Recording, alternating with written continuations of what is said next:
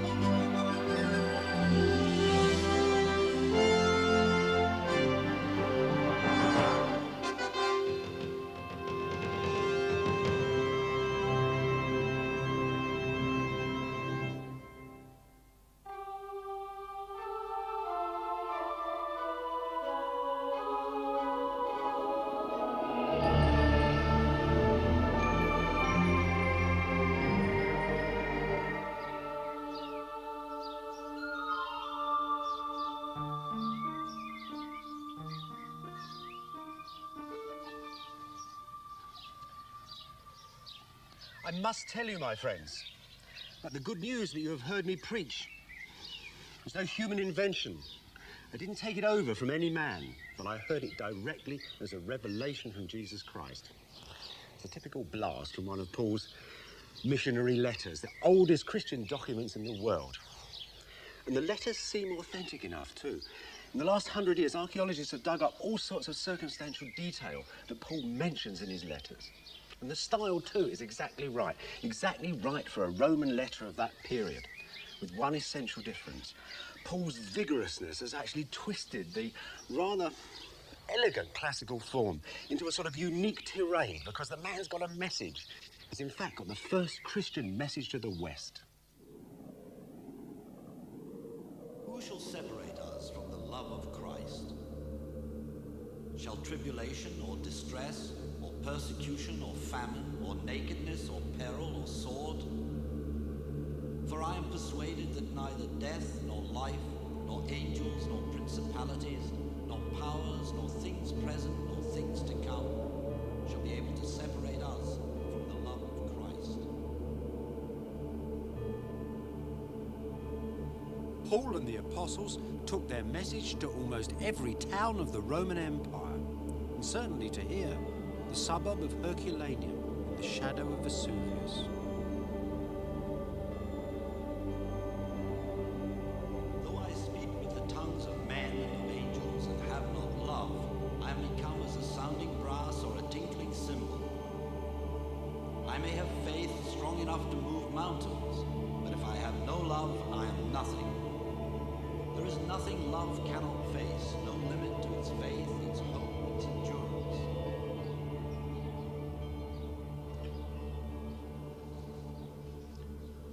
Wow. This hardly looks like a tired and hungry world searching for a new faith. As the Christian explanation of how their religion managed to conquer the Roman Empire so often goes. And this was a house from St. Paul's time. Urban Italy, house of a small merchant. It's got enough money to get in Greek mosaic artists, nice fresco painters. This is a little courtyard. You couldn't afford much room in a town, but you could fill it full of goodies. And that's what the guy has done.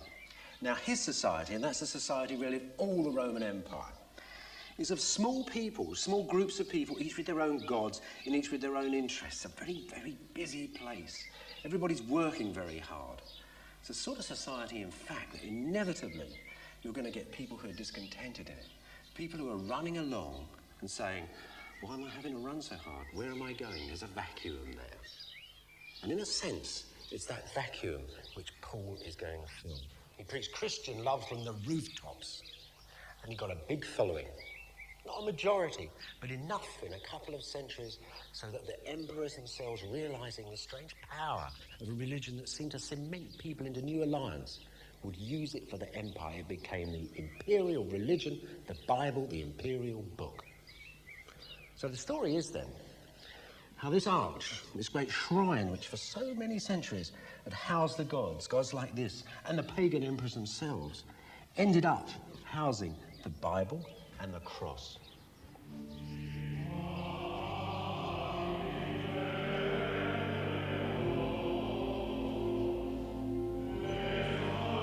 Sunday morning, in one of the oldest churches in Rome, the Bible is carried to the high altar.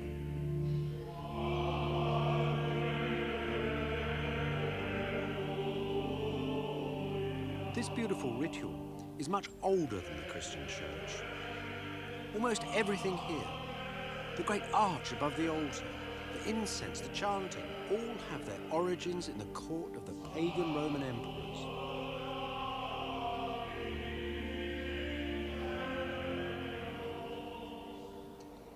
In those days, though, it was the emperors, the great persecutors of the Christians, and not the Bible that sat at the building's centre.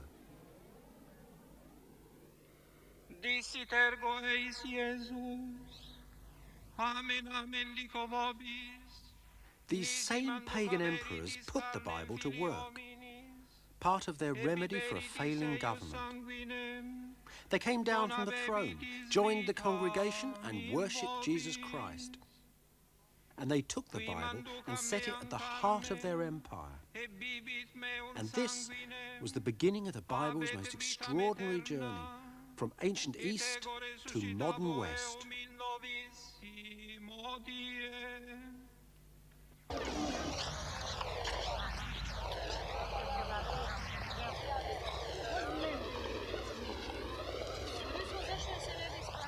The Bible's journey started around 300 AD, when the pagan Emperor Diocletian, the most terrible of all the Christian persecutors, had ruled for about 20 years and was living here at Split, in a huge palace on the Yugoslav coast.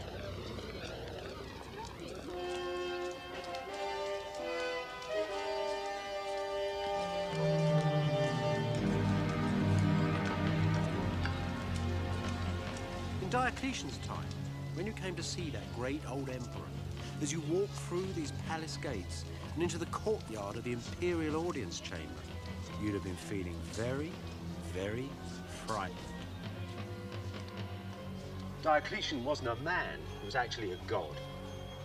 And this is as near as you would have got to him. This really cathedral-like building is actually the courtyard of his palace. And that arch there in the middle, well, that's the focus of it all. Under that, he would have sat in his throne. You wouldn't have seen him because there'd have been great silk curtains hanging down. Now, there'd been lots of other people waiting for the audience here.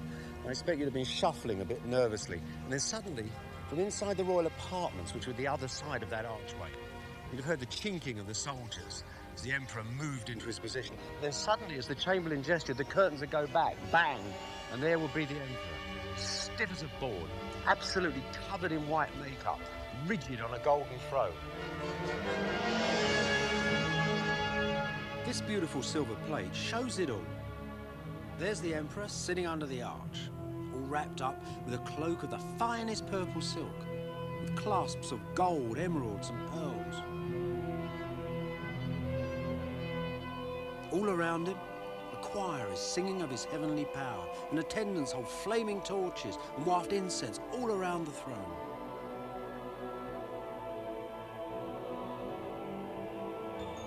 All this ceremony the Roman Church would take for itself.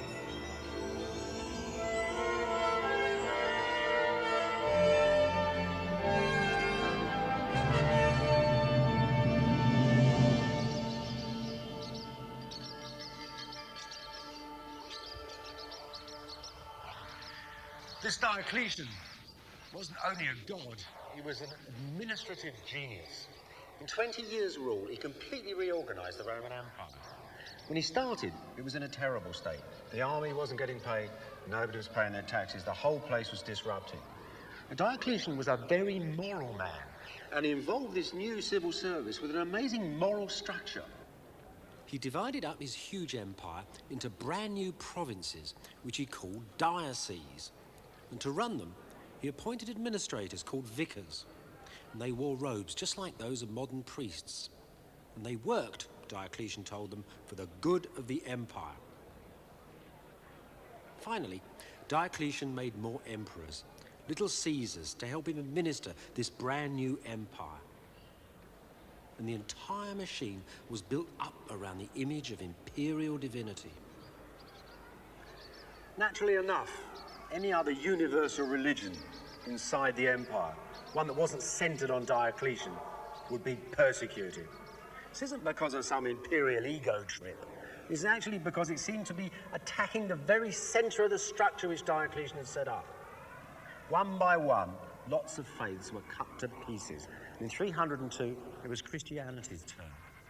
The persecution was so severe and so sustained that some of the Eastern churches still actually date their calendar from the year of persecution rather from the birth of Jesus Christ. And many of our most famous legends of saints like St. George and things like this are actually legends of martyrdoms that took place in that time. But from the imperial side, all the records are completely gone. There's just one little letter of a magistrate from North Africa. It's a very interesting letter. It tells how he and his colleagues turned up at a little church in the Libyan countryside. And there they asked the church vergers who were in charge whether they would hand over the treasure, or you are dead men. So the vergers handed over their treasures. And then the magistrates wanted the centre of the religion, the book, the Bible. Now these were kept on shelves outside the church, but the bookshelves were completely empty. Where were the books, the magistrates asked? Well, explained the vergers, we've lent them to people, but we actually can't remember their names at the moment. And the magistrates then threatened them with death. And then the report goes that one of the vergers got up and said, "Here we are not traitors, kill us." Now, we don't know whether those men were killed or not, but just think of that. 1600 years ago, in North Africa, a brave, lonely Christian, we don't even know his name, was protecting his Bible.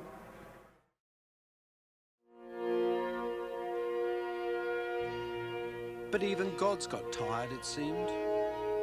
The work of running the huge empire exhausted Diocletian. That's why, in his old age, he built his palace at Split, by the side of a trout stream that he'd fished in when he'd been a boy. And after he moved in, he took up gardening.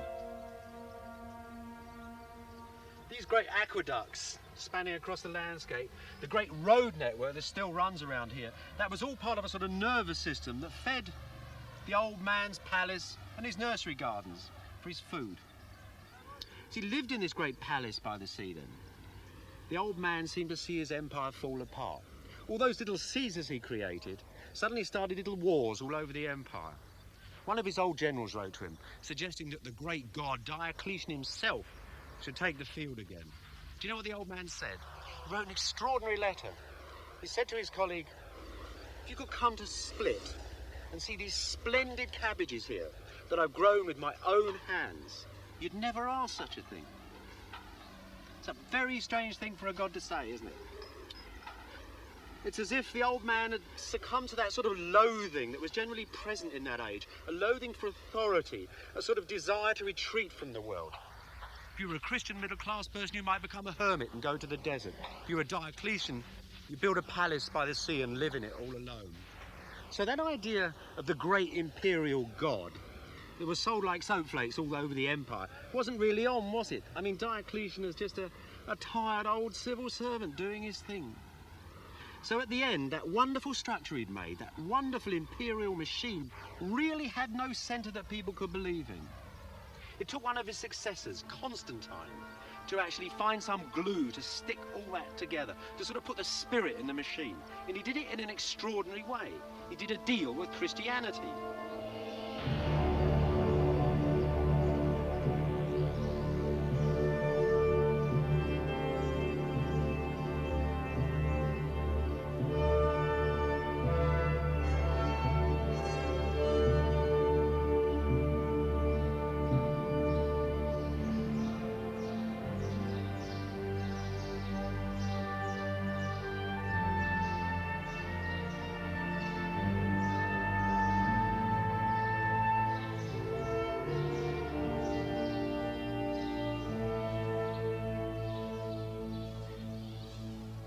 Bits and pieces of Constantine the Great.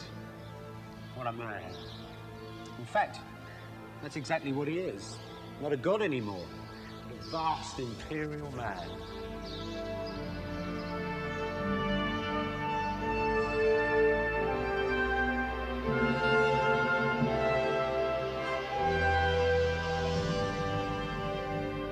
When the emperors had been gods, they'd been quite content to have their portraits made life-size, and in them they appear as relaxed as other men. But as soon as Constantine gave up being a god, his imperial portraits became colossal, domineering and very tense. The bizarre relics of a strange man. Constantine's always been idolised by Christian historians, distrusted by pagan ones. Even just recently, a professor said that in his opinion, Constantine had been entrusted from a mission from God himself. Whereas Gibbon, that lovely old pagan, in an elegant way, suggests he's a bit of a wheeler dealer. Dexterous, intrepid and affable, he calls it. I think he's probably a bit of a mixture of the two. A bit of a wheeler dealer and a lot of a Christian. One thing I do know about him is career. He was crowned, believe it or not, in Yorkshire after his father died. They were in battle together, and he was crowned as one of the emperors of the Western Empire. 7 years later, he conquered the whole Western Empire, entered Rome in triumph. 12 years after that, he'd conquered the whole Eastern Empire as well. And then he called a conference, almost immediately. He didn't call a conference of his generals, however. He called a conference of Christian bishops.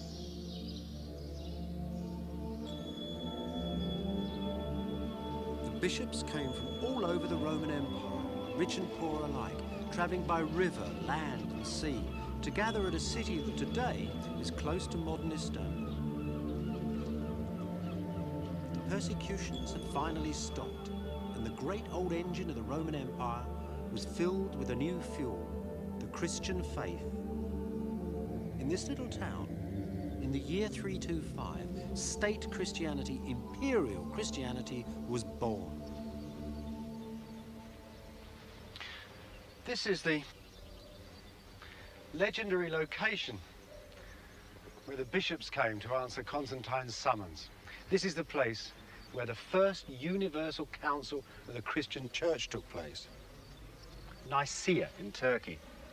And that word Nicaea has given us the Nicene Creed, that basic statement of Christian belief, which is really shared by all Christian churches today. That is why you could say that in this very field, the Christian church has its real beginnings.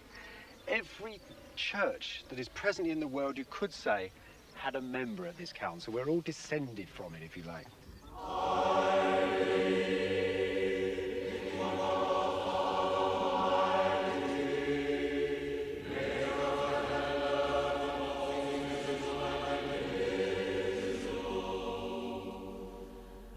Can you imagine this incredibly diverse gathering of splendid people, all gathered in this hall? You can see them sitting in serried ranks, chattering and talking dozens of different languages.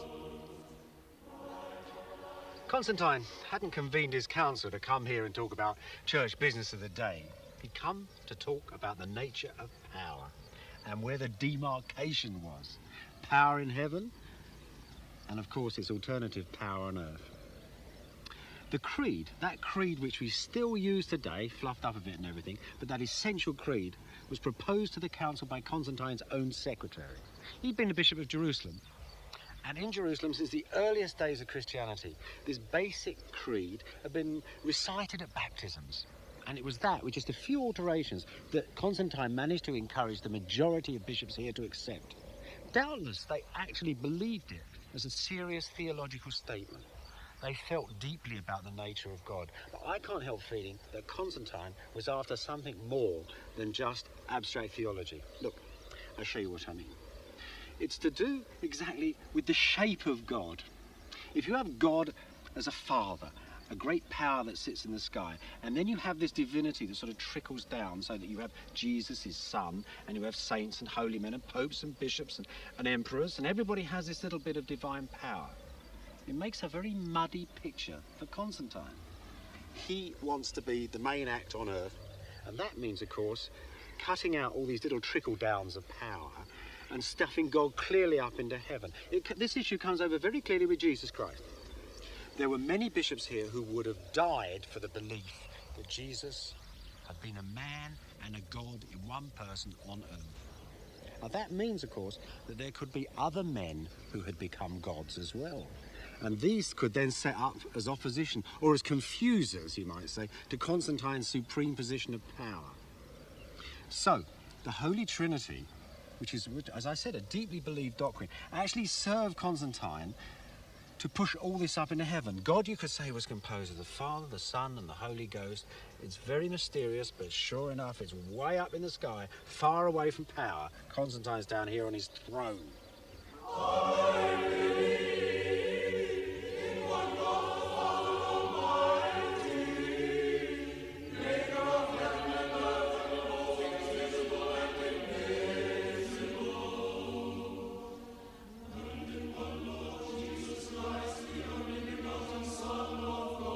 So these theological issues, which at first might seem pretty obscure, can actually have a direct effect on the power of governments and kings.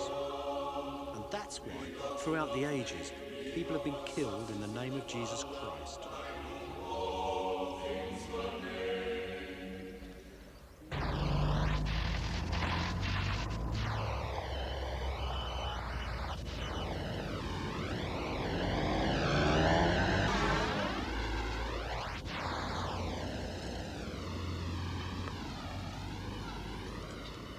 So what did all this imperial politicking do for the books of the Bible? In short, it made them the guidebooks of the Western world. Nowadays, Bibles made in the time of Constantine are perhaps the world's most precious books. And one of them, the Codex Sinaiticus, taken from a desert monastery in Egypt and held now in the library of the British Museum, is the most famous single book in all the world.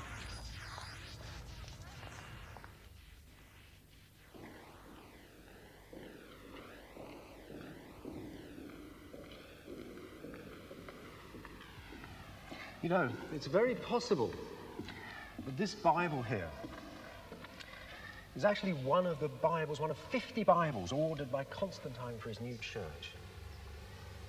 He asked for 50 Bibles, easy to read and portable. And these look like royal Bibles, don't they? This beautiful, calm, clear Greek. Practically the oldest complete Bible in the world today. It was written by 3 scribes at dictation. Each of them took a third of the book. And in it, there's a rather rare little memoir, right at the Book of Esther, jammed in between the elegant prose. There's a little text written by somebody who checked the Bible, because these Bibles were checked and checked. There's 14,500 checks in this Bible alone. So careful were they about the text. Anyway, this man, writing at the end of the Book of Esther, says that he checked this Bible against another Bible, against a yet older Bible. And we know this man's name because it's written in it. It's called Pamphilius. And Pamphilius was a martyr in the time of Diocletian. And he shared a prison cell with Constantine's secretary, the same man who 20 years later made the first draft of the Council of Nicaea and probably saw to the making of these Bibles as well.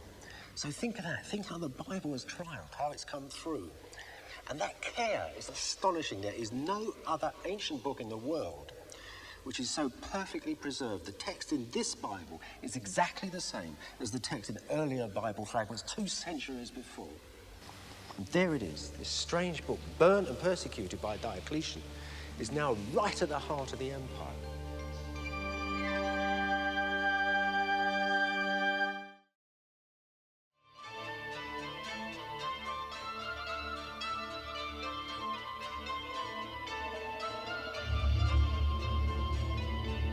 Asia Minor, at the very centre of Constantine the Great's new empire, was the natural site for a new imperial capital.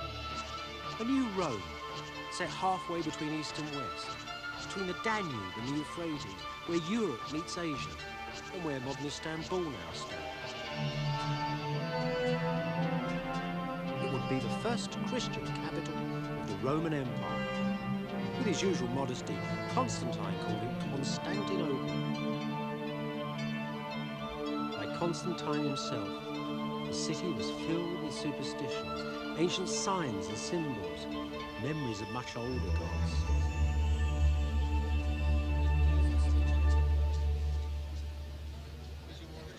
This beautiful stone actually stands in the centre of what used to be Constantine's imperial racing stadium. It's for chariot races. You see, they started off over there, galloped down the street, round the end of the stadium, and then roared down the street down here for the finish. It was always at the centre of the city life of Constantinople. It was a great favourite. The imperial palace was just over there, and there was a special little covered way by which the emperor could come into his box to watch the chariot races. Everybody thought it was a fabulous city with the water all around it and everything, but it was also a pretty gimcrack affair. Constantine had had it built too quickly, and the buildings were badly made, and some of them were pretty ill-designed too. But what he did to compensate was quite a clever thing. He actually plundered the Western Empire of its treasures. All the great statues and lots of beautiful things and famous historical things from the West were brought here to Constantine's new Rome. Just look at the things that are gathered up, even in his stadium. This obelisk is ancient Egyptian, made thousands of years before Constantine's time, came from Thebes. Over there is a very famous object, a funny old column made of 3 snakes, which celebrated a victory of the Greeks over the Persians, 500 BC. The great horses of St. Mark's in Venice, they were taken from this square. I suppose Constantine had this thing about relics. He loved old things. He loved things that were filled with history and religion, holy objects, relics. But the greatest of all of Constantine's relics wasn't any object, but an entire country.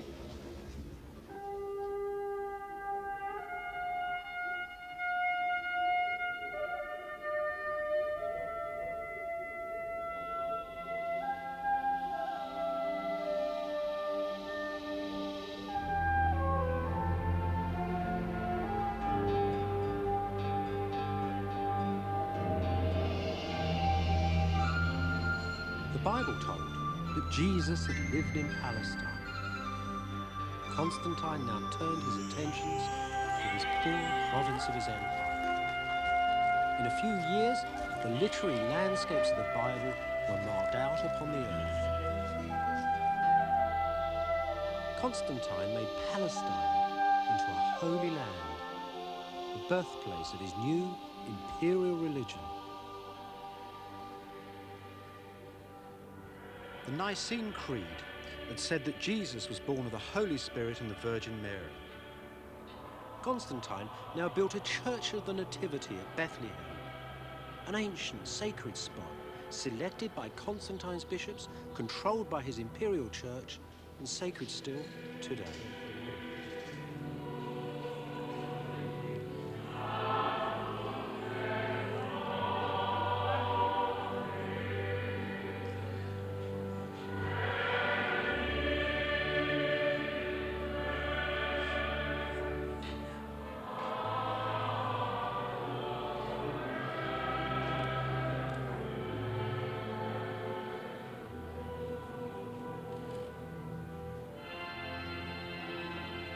On every spot where Jesus' life on earth had touched with heaven, his place of birth, of death, of resurrection and ascension into heaven, Constantine built a church, and these today are Christendom's most sacred shrines.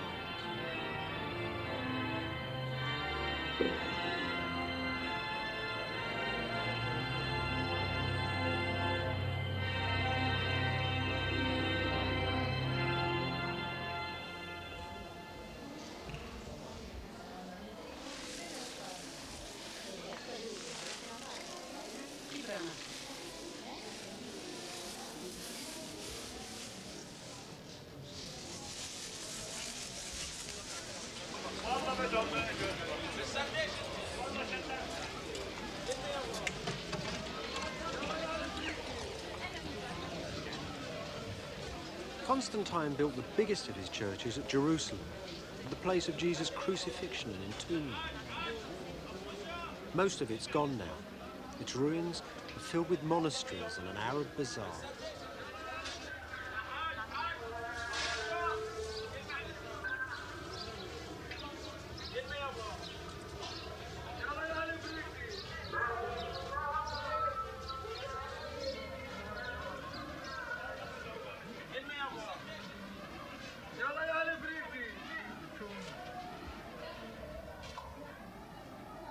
صباح النور.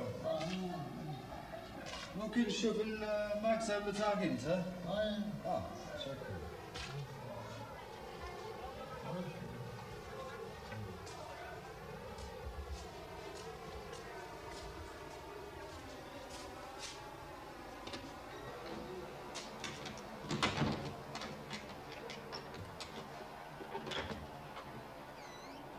شكرا.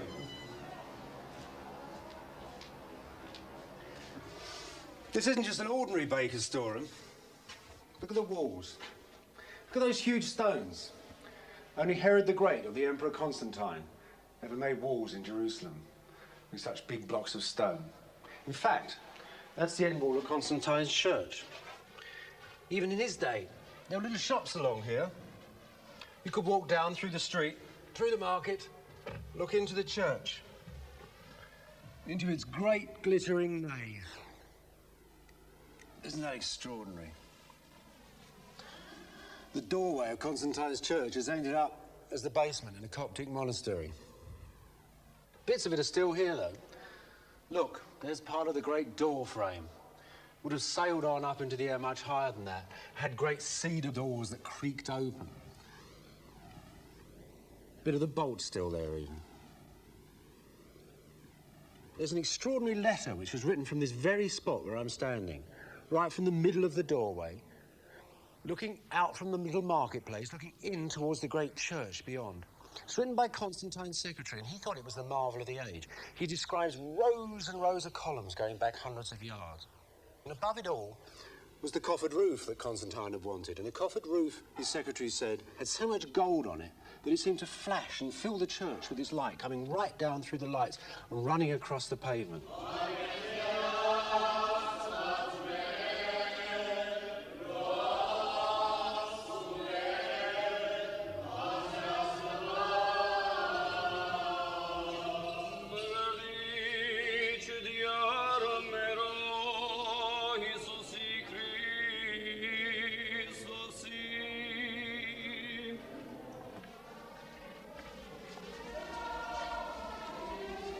Today, the Church of the Holy Sepulchre stands on the site of Constantine's great church.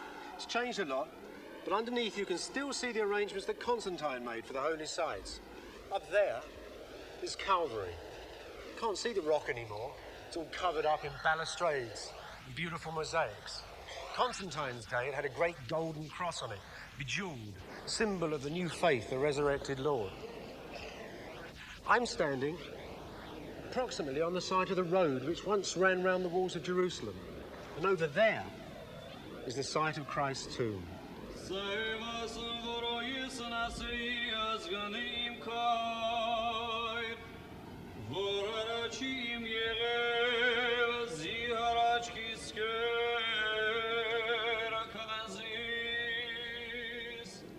"1,700 years on, and the pilgrims still visit the place which Constantine's bishops had decided was the tomb of Christ."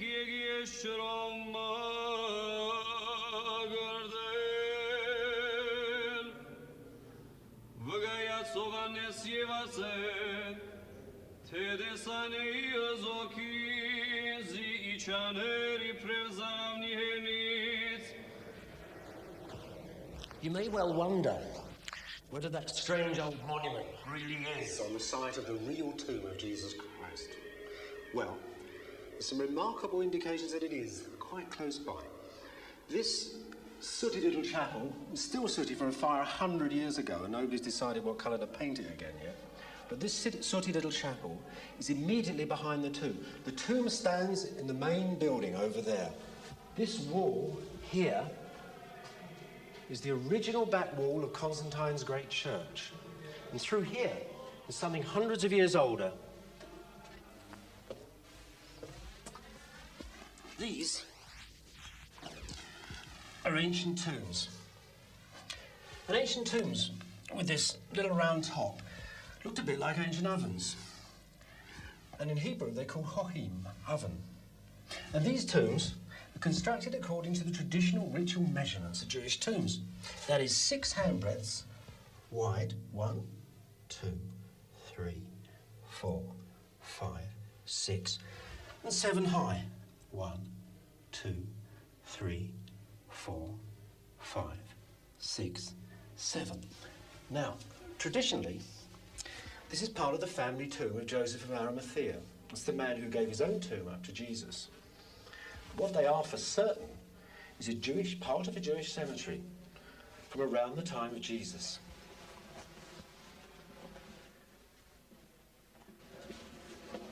So, that proves conclusively that Constantine's site on which he built Christ's tomb was really in the middle of an ancient Jewish graveyard. Not only that, The fact there's an ancient Jewish graveyard here shows that something that's now in the middle of Jerusalem was in those days outside the walls, and that shows that Calvary is in a probable site for the real event itself too. But Constantine's bishops had a bit of a problem because, all right, they've got this traditional site and they've got a Jewish graveyard in it, but how do they know that the tomb they picked was real and not these little ones over here? How did they know which tomb to pick? Well, the records say that the workmen were clearing the rubble away and the priests were watching them, and suddenly they saw the tomb of the risen Lord, and it was risen like the Lord himself. They found the tomb in the dirt. It was an identification by tradition and by faith. Now, you might get done under the Trade Inscriptions Act, but in those days, faith and tradition were the Trade Inscriptions Act. They were as important and real to them as that level of truth in trade is to us today. Anyway, it was real enough for Constantine to build his huge church right over the top of the site.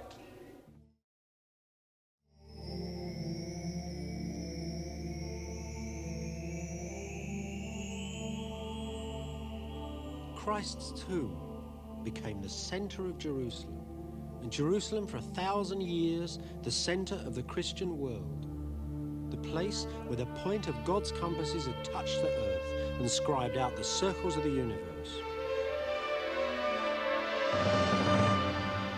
And Constantine? It's said that he was baptized finally on his deathbed.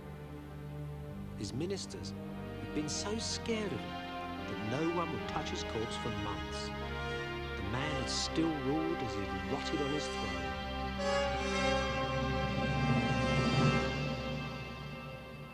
Now notice that Constantine built the heart of his empire in the Greek world of the eastern Mediterranean, far away from Rome and Latin Italy. So the Church of Rome was no longer the church, the emperor's church, at the centre of the empire. This made life very difficult for the bishop, the Pope of Rome, for this was still not a truly Christian city. Constantine could turn Palestine into a holy land. He could build great Christian capitals for his empire in the east. But he couldn't make old Rome Christian. Even though he left his name over monuments all over its forum, the old city was a pagan city. And it had such prestige. It was essential for the Christian church to dominate the place. Yet even emperors were afraid to come here. Not Constantine, but the great Diocletian. After he'd built the senators, that really shrewd, hard body of pagans, their new Senate house, he wouldn't even turn up for the opening of it. And still, 50 years after Constantine's death, these same tough old individuals would turn up for their debates and offer to an altar of victory with a little goddess in the back, right in the back of their Senate house. And of course it annoyed the Christian bishops. They wrote to Rome and protested, how dare you sacrifice to these pagan gods? No emperor is so friendly with the barbarians as not to require an altar of victory, they said. And they started to produce a whole lot of very good and clear arguments about why Rome should stay a pagan city forevermore. Intellectually, they were very smart people. And why shouldn't the city stay pagan after all? It was saturated with gods and history and had been for 500 years. What did Constantine's church have to offer after all? Well, a lot of new churches, a lot of money, but none of the richness of tradition and deity that Rome had. Of course, Christianity had its own world, had its own riches, and those images were in the Bible. But that, the Romans told the Pope, was written in such barbarous Greek that nobody would ever want to read it unless they were Christian. There were few enough of those about the place.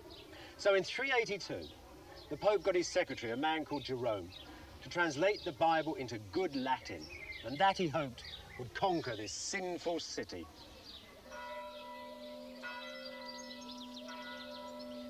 Jerome was born in 342 in Aquileia on the Italian Adriatic, just up the coast from Diocletian's palace.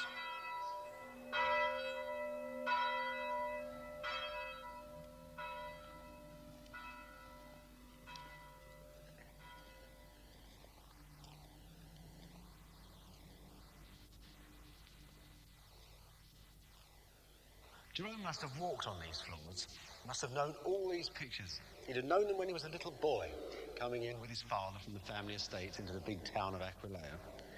He'd have known them later on in his life, too, when he came back to his hometown to live after he'd been a student in Rome. I don't suppose he thought much of them, though. All these big fat fish ears. All the Aquileia mosaics seem obsessed with food. Jerome actually says the Aquileians were obsessed with it, too. Even more, he says, their love of food and the love of God. There's one thing here I think you would have really liked, because in the middle of this great pagan seascape, you've actually got the story of Jonah and the whale. There's the prophet being fed into the mouth of the whale, and here's the people in the boat all around him. Little boat, of course, is just like the ones that skim around in Aquileia harbour. The people dressed like Jerome's contemporaries. Now, he would have liked this story, as a lot of Christians did at the time, because it seemed to them to be a prophecy of the death and resurrection of Jesus. Jonah was fed into the whale to save a little boat, and he spent 3 days in hell, he calls it, in the belly of the whale, just as Jesus spent 3 days in the tomb before his resurrection. And over here is Jonah's resurrection, popping up onto dry land out of the belly of the whale. And just as Jesus had his day in paradise, so Jonah had his too. The Lord built him a wonderful bower of gourds outside Nineveh, and there's the Old Testament prophet splendidly relaxing. Aquileia turned out to be far from a paradise for poor old Jerome. All his life he was sort of dogged by scandal. It sent him out of all the places he loved, really. It sent him out of Aquileia, it sent him out of Rome.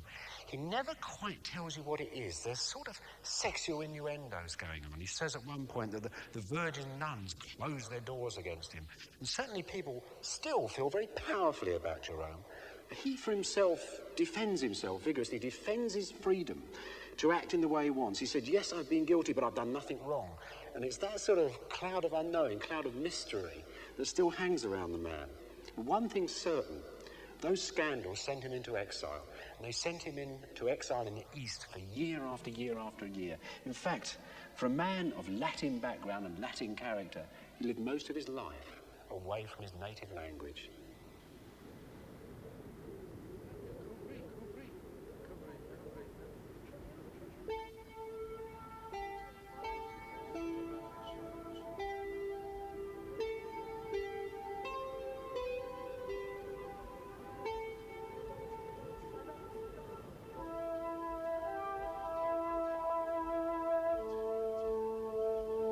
Jerome spent much of his time travelling.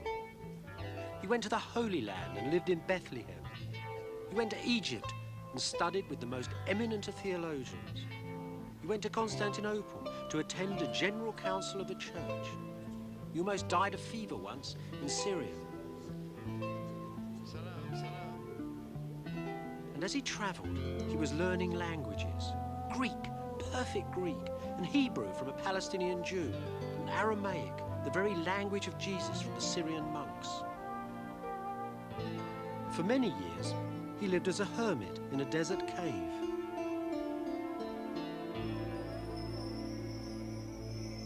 This is how so many artists like to see Jerome, assailed by demons and fortified by God in the deserts of the soul. He's such a favourite subject, I think, because his writings are so human. The candour of his letters is amazing. He's a Henry Miller of a monk, as much in love with a child's smile and the curve of a woman's knee as with fine Latin prose. What a great scholar, what a worker he was. The only man of his day who could read the Bible's books in all their original languages. Jerome spent 25 years translating the Bible. It was a colossal enterprise. And one, I think, to which his whole attitude can be summed up in just a little story. Remember that lovely scene of Jonah sitting under his bower of gourds?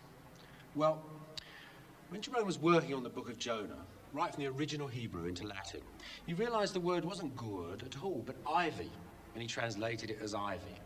Now that scene was a favourite amongst early Christians. It was all over pictures in the churches and all over everywhere. Nonetheless, ivy went in the Bible. Now, when the translation was read out in a North African church, His friend St. Augustine wrote him a letter saying there'd actually been a riot. People had screamed and run out of the church.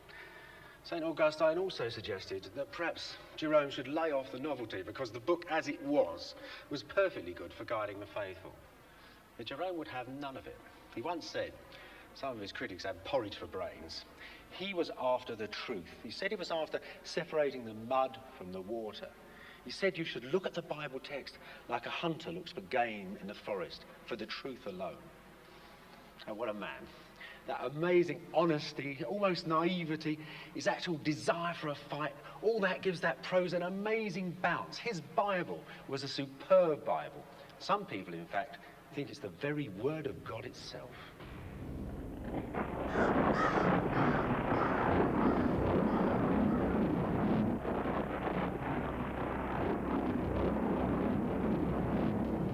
In 395, the great empire of Constantine, which had long been under attack from northern Gothic tribes, was divided in two, east and west.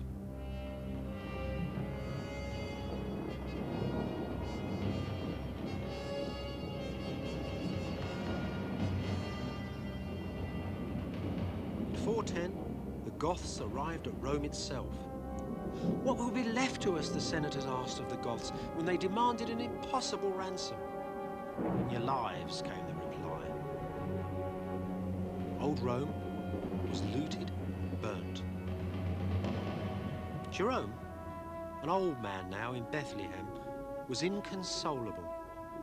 It seemed to him that Rome, the distant city for whom he'd worked all his life, had simply disappeared.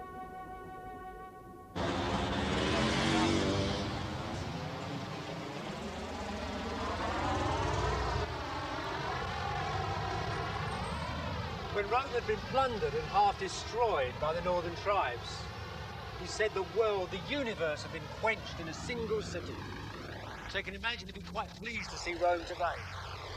Actually, in those days, this part of Rome, Jerome's time, was vineyards, lovely big vineyards stretching up the hill, with just a few rather exclusive villas dotted in between them. He knew the area quite well. He certainly knew that church. His day, of course, was a very plain, simple brick building, enormous but quite plain. Now, 1700 years later, decorated by generations of faith, it's one of Christendom's most beautiful churches, Santa Maria Maggiore.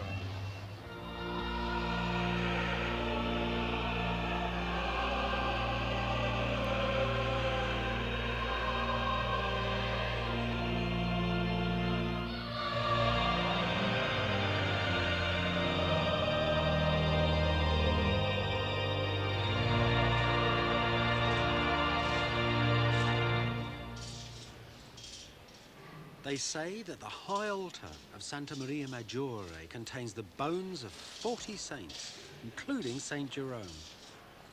His Bible, called the Vulgate Bible, is now the Latin Bible of the Roman Church. In illo tempore disit Iesu turbis Iudeorum, ego sum panis vivo qui de cielo descendi.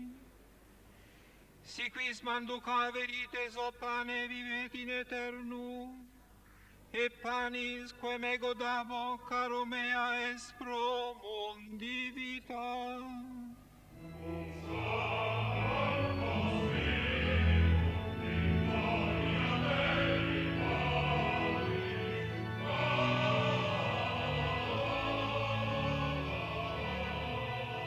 Constantine the Great would feel at home in here.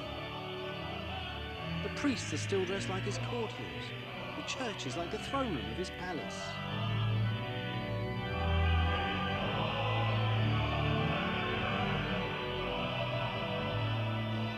He would perhaps be amazed by the Christian piety of the modern Romans.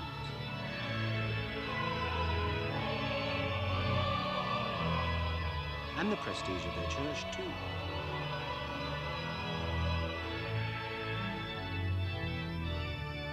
Most of all, he'd be astonished by the sweet majesty of the Latin Bible, a book that he had used to join his empire to the hearts of men, to join the kingdom of heaven to the kingdoms of earth.